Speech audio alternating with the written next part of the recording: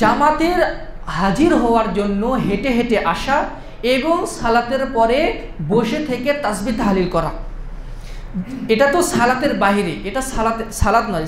জামাতের জন্য হেঁটে হেঁটে আসা এবং সালাতের পরে বসে বসে তাসবিহ তাহলিল করা, বসে থাকা, অপেক্ষমান করা, অথবা অপর সালাতের জন্য অপেক্ষায় থাকা। রাসূল সাল্লাল্লাহু আলাইহি সাল্লামের সাহাবী আব্দুল্লাহ ইবনে আব্বাস রাদিয়াল্লাহু আনহু বর্ণিত একটি হাদিস বর্ণিত হয়েছে সুনানে তিরমিজির 3233 নম্বর হাদিসে। আব্দুল্লাহ ইবনে আব্বাস রাদিয়াল্লাহু আনহু বলছেন, রাসূল সাল্লাল্লাহু আলাইহি সাল্লাম ইরশাদ করেছেন, আতানিল লাইলাতা রাব্বি তাবারাকা ওয়া তাআলা ফি আহসানি সূরাতিন।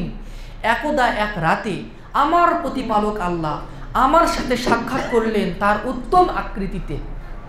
আল্লাহ রাসূল বলছেন, একদা রাতে আমার আল্লাহ, আমার প্রতিপালক আমার সাথে সাক্ষাৎ করলেন তার উত্তম আকৃতি নিয়ে। সাহাবী বলছেন, আহসাবুহু ফিল মানাম, হয়তোবা সেটা স্বপ্নে যোগে, হয়তোবা সেটা স্বপ্ন যোগে। এরপর রাসূলুল্লাহ সাল্লাল্লাহু আলাইহি সাল্লাম বলছেন, আল্লাহ তাআলা আমাকে জিজ্ঞাসা করলেন, ইয়া মুহাম্মদ হাল তাদরি ফিমা ইয়াখতাসিমুল মালাউল আ'লা। মুহাম্মদ, তুমি কি জানো আকাশের সম্মানিত ফেরেশতারা কি নিয়ে পরস্পর কথাবার্তা বলছে, তারা আলোচনা করছে কি বিষয় নিয়ে, তুমি কি সেটা জানো? আমি বললাম, লা, হে আল্লাহ, আমি তো এটা জানি না। রাসূল সাল্লাল্লাহু আলাইহি সাল্লাম বলছেন, ফা ওয়াদা ইয়াদাহু বাইনা কাতিফাইয়া হাত্তা ওয়াজাতু বারদাহা বাইনা সাদিয়াইয়া আও ফি নাহরি। আল্লাহ তাআলা এই কথা বলার সাথেই আল্লাহ তাআলা তার হাতটাকে আমার দুই কাঁধ বরাবর রাখলেন, আমার দুই কাঁধ বরাবর রাখলেন। এতে আমি আমার বুকের মধ্যে অথবা আমার কণ্ঠের মধ্যে শীতলতা অনুভব করলাম। সুবহানাল্লাহ বিহামদিহি।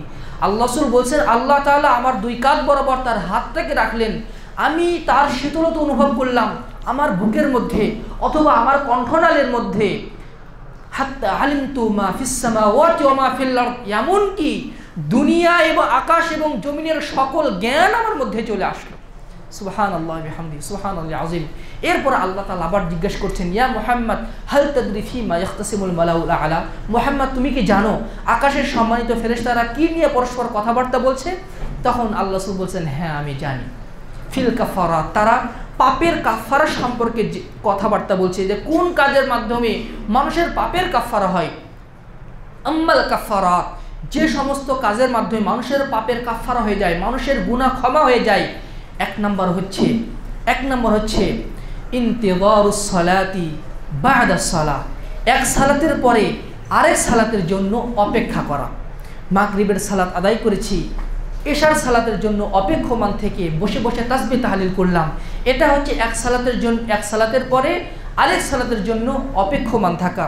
দুই নম্বর হচ্ছে ওয়ামাশু আলাল আকদাম ইলাল জামাআত, এবং জামাতে হাজির হওয়ার জন্য বাড়ি থেকে হেঁটে হেঁটে আসা, বাড়ি থেকে হেঁটে হেঁটে মসজিদে এসে জামাতের সাথে সালাত আদায় করা। ওয়া ইসবাগুল ওযুই ফিল মাকারিহি, 3 নম্বর আল্লাহ রাসূল বলছেন, এবং কষ্টকর সময়েও সুন্দর করে ওযু করা। এখন শীতের রাতে, শেষ রাতে ওযু করতে অনেক কষ্ট হয়, ওই সময়েও যদি আমরা সুন্দর করে ওযু করি তাহলে এটা আমাদের জন্য পাপের কাফারা হয়ে যাবে। পাপের কাফারা কিসে হয়? 3টে আমলে। 1 নম্বর হচ্ছে সালাতের পরে আরেক সালাতের জন্য অপেক্ষমান থাকা। 2 নম্বর হচ্ছে বাড়ি থেকে হেঁটে হেঁটে মসজিদে আসা। 3 নম্বর হচ্ছে সুন্দর করে ওযু করা, কষ্টকর সময়ে হলেও বাড়ি থেকে যখন আমরা মসজিদে আসি, যখনই একটা পা রাখি, আমার একটা গুনাহ ক্ষমা হয়ে যায়, আমার মর্যাদা এক স্তর উন্নীত হয়ে যায়। সুবহানাল্লাহ বিহামদিহি, মানুষের সম্মান বৃদ্ধি পায়।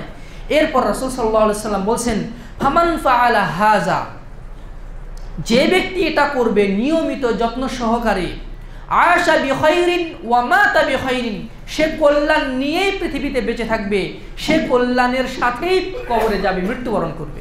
সুবহানাল্লাহ বিহামদিহি। এই 3টে কাজ যারা করবে তারা কল্যাণ নিয়েই আল্লাহর কল্যাণ প্রাপ্ত হয়ে দুনিয়াতে বেঁচে থাকবে এবং কল্যাণের সাথেই তারা মৃত্যুবরণ করবে।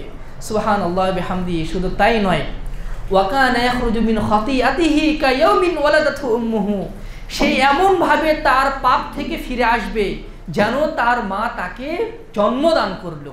সুবহানাল্লাহ বিহামদিহি। কাজগুলো কি? মসজিদে আসতে হবে হেঁটে হেঁটে, সালাতের পরে অপেক্ষমান থাকতে হবে এবং সুন্দর করে ওযু করতে হবে। এর মাধ্যমে দুনিয়াতে একটা পবিত্র জীবন লাভ করতে পারবো আমরা, এবং কল্যাণের সাথে আমরা মৃত্যুবরণ করতে পারবো। আর দুনিয়াতে আমরা এমনভাবে নিষ্পাপ হব যেমনভাবে একজন সন্তান সদ্য ভূমিষ্ঠ হওয়ার পরে নিষ্পাপ থাকে, অন্যভাবে আমরা নিষ্পাপ হতে পারবো। এরপর আল্লাহ তাআলা মুহাম্মদ সাল্লাল্লাহু আলাইহি ওয়াসাল্লামকে বললেন, ইয়া মুহাম্মদ, হে মুহাম্মদ সাল্লাল্লাহু আলাইহি ওয়াসাল্লাম, আপনি যখনই সালাত আদায় করবেন, সালাতের পরে এই দোয়াটা আপনি পড়বেন। যখনই আপনি সালাত আদায় করবেন, সালাতের পরে এই দোয়াটি পড়বেন। আল্লাহ তাআলা স্বয়ং এই দোয়াটি মুহাম্মদ সাল্লাল্লাহু আলাইহি ওয়াসাল্লামকে শিক্ষা দিয়েছেন। দোয়াটি কি? আল্লাহুম্মা ইন্নী আসআলুকা ফি'লাল খায়রাত ওয়া তারকাল মুনকারাত ওয়া হুব্বাল মাসাকিন। হে আল্লাহ, তুমি আমাকে তৌফিক দান করো যেন আমি ইন্নী আসআলুকা ফি'লাল খায়রাত, যেন আমি ভালো কাজ করতে পারি, কল্যাণের কাজ করতে পারি, সওয়াবের কাজ করতে পারি। ওয়া তারকাল মুনকারাত, আমি যেন মন্দ কাজকে বিরত থাকতে পারি, মন্দ কাজ থেকে বিরত থাকতে পারি সর্বতভাবে। ওয়া হুব্বাল মাসাকিন, আমি যেন মিসকিনদেরকে ভালোবাসতে পারি। ওয়া ইযা আরাদতা বিইবাদিকা ফিতনাতান ফাতাওয়াফানি গায়রা মাফতুনিন। হে আল্লাহ, তুমি কোনো বান্দার ব্যাপারে যদি পরীক্ষার ইরাদা করে থাকো, ইচ্ছা করে থাকো, যেই পরীক্ষাতে পতিত হয়ে মানুষ অনেক সংকটের মধ্যে পড়বে, ফাতাওয়াফানি গায়রা মাফতুনিন, সেই সময় আমি ঈমান রাখতে পারবো কি পারবো না, সুতরাং ওই বিপদে পতিত হওয়ার আগেই তুমি আমার মৃত্যু দান করো। এরপরে আল্লাহ রাসূল আবার বললেন যে, হে আল্লাহ, তারা আলোচনা করছে দারাজাত সম্পর্কে, কোন কাজে মানুষের সম্মান বৃদ্ধি পায়, সমাজে মানুষের সম্মান বৃদ্ধি পায়, মানুষের জীবনের স্ট্যাটাস বৃদ্ধি পায় কোন কাজের মাধ্যমে? ইফশা উস সালাম, বেশি বেশি সালাম দেওয়ার মাধ্যমে। 2 ইতআমুত তাআম, অপর ভাইকে খাওয়ানোর মাধ্যমে, দাওয়াত করে খাওয়ানো।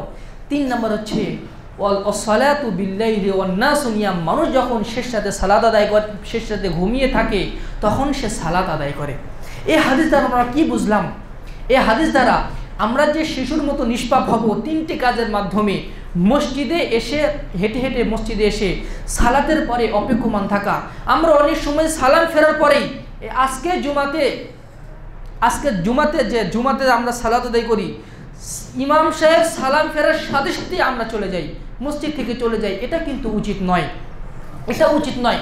ইবনু মাজার একটি হাদিসে আব্দুল্লাহ ইবনে ওমর রাদিয়াল্লাহু আনহু তিনি বলছেন, একদিন আমরা সাল্লাইনা মা রাসূলিল্লাহি সাল্লাল্লাহু আলাইহি ওয়াসাল্লাম সালাতাল মাগরিব, ইবনু মাজার 801 নম্বর হাদিস। রাসূল সাল্লাল্লাহু আলাইহি ওয়াসাল্লাম, আমরা রাসূল সাল্লাল্লাহু আলাইহি ওয়াসাল্লামের সাথে একদিন মাগরিবের সালাত আদায় করলাম। ফা খারাজা মান খারাজা ওয়া আক্কাবা মান আক্কাবা, যার বের হওয়ার সে বের হয়ে চলে গেল, আর যারা থাকার তারা থেকে গেল। অর্থাৎ কিছু মানুষ মসজিদ থেকে সালাতের পর বের হয়ে গেল, আর কিছু মানুষ মসজিদে বসে তাসবিহ তাহলিল বিভিন্ন জিকির আজকার করতে থাকলো। তার মধ্যে তিনিও একজন, আব্দুল্লাহ ইবনে ওমর তিনিও একজন। এমন সময় রাসূল সাল্লাল্লাহু আলাইহি ওয়াসাল্লাম খুব দ্রুত গতিতে মসজিদে চলে আসলেন। হাত্তা যা রাসূলুল্লাহ সাল্লাল্লাহু আলাইহি ওয়াসাল্লাম মুসরিয়ান হাফাজাহুন নাফস, এমনভাবে মসজিদে আসলেন তার শ্বাসটা ছোট হয়ে গেছিল, অর্থাৎ তিনি হাঁপাচ্ছিলেন। হাঁপাতে হাঁপাতে তিনি মসজিদে আসলেন এবং আমাদের সামনে হাঁটু গেড়ে দিয়ে বসলেন। বসার সাথে সাথে তিনি বললেন, আবশিরু, তোমরা সুসংবাদ গ্রহণ করো, আবশিরু, তোমরা সুসংবাদ গ্রহণ করো, ফাইন্না রাব্বাকুম ফাতাহা বাবাম মিন আবওয়াবিস সামা, তোমাদের প্রতিপালক তোমাদের জন্য আকাশের একটি দরজা খুলে দিয়েছেন। সুবহানাল্লাহ বিহামদি। এই যে তোমরা সালাতের পরে বসে তাসবিহ তাহলিল করছো, আল্লাহ তোমাদের এই কাজে খুশি হয়ে তার আকাশের দরজা খুলে দিয়েছেন। ওয়াইবাহি বিকুমুল মালাইকা, তিনি ফেরেশতাদের সামনে তিনি গর্ব প্রকাশ করছেন। গর্ব করতে করতে তিনি বলছেন, উনজুরু ইলা ইবাদি, এই ফেরেশতারা দেখো, আমাদের বান্দাদের দিকে দেখো, কদ কদাউ ফারিদাতান, তারা একটা ফরজ আদায় করেছে, ওয়ান্তাযিরুনাল উখরা, আরেকটা ফরজ আদায়ের জন্য তারা অপেক্ষা করছে। সুবহানাল্লাহি বিহামদিহি, সুবহানাল্লাহিল আযীম। আমরা অনেক সময় যাদের কোনো চাকরি বাকরি নাই, যাদের কোনো কাজ কাম নাই, আমরা এই মাগরিবের সালাত আদায় করার পরে আমরা মসজিদে বসে তাসবিহ তাহলিল করতে পারি বা মসজিদে কোরআন তেলাওয়াত করতে পারি, অথচ আমরা খামাখা গিয়ে হয়তোবা হোটেলে গিয়ে চা খাই অথবা হোটেলে গল্প গুজব করি, যে সময়টা আমাদের কোনোই কাজে আসে না। কল্যাণ থাকতো দূরের কথা, সেটা অকল্যাণ ডেকে নিয়ে আসারই সম্ভাবনা থাকে। এই সময়টা যদি আমরা মসজিদে দিতে পারতাম, মসজিদে যদি আমরা অপেক্ষা করতে পারতাম, এশার সালাত আদায় করেই চলে যাব, বাসায় চলে যাব, তাহলে আমাদের জন্য কতই না কল্যাণ আল্লাহ তাআলা আমাদেরকে দান করতেন। শুধু তাই নয়, অপর এক হাদিসে রাসূল সাল্লাল্লাহু আলাইহি ওয়াসাল্লাম বলছেন, যখন তারা সালাতের জন্য অপেক্ষমান থাকে, যে মুয়াজ্জিন 15 মিনিট আগে আজান দিয়েছে, আমি আগে ভাগে চলে আসলাম, বসে 2 রাকাত সালাত আদায় করে সালাতের জন্য অপেক্ষা করছি, এটাও অপেক্ষা। আল্লাহ রাসূল বলছেন ফাযালিকুমুর রিবাত, ফাযালিকুমুর রিবাত, এটা হচ্ছে প্রস্তুতি, এটা হচ্ছে প্রস্তুতি। কিসের প্রস্তুতি? একজন মুজাহিদ যেমন যুদ্ধের জন্য প্রস্তুতি থাকে, যখন সে যুদ্ধের জন্য প্রস্তুত হয়ে থাকে তখন সে জিহাদ করার সওয়াব পায়। অন্যভাবে ওই বান্দা যখন সালাতের জন্য অপেক্ষমান থাকে, সে যেন আল্লাহর পথে সংগ্রাম করছে, ওই সওয়াবটা তার আমলনামায় লিপিবদ্ধ করে দেওয়া হবে। সুবহানাল্লাহি ওয়া বিহামদিহি, সুবহানাল্লাহিল আযীম।